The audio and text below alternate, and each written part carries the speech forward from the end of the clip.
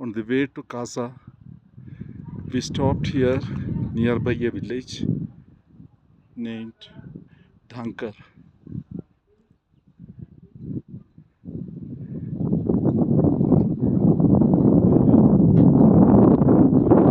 So we thought of having a tea break. More than a tea break, essential for the ladies to use washroom of this type of facilities.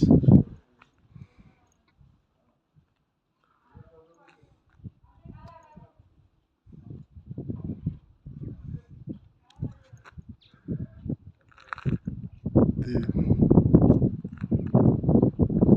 muddy structures are giving a lot of anxiety.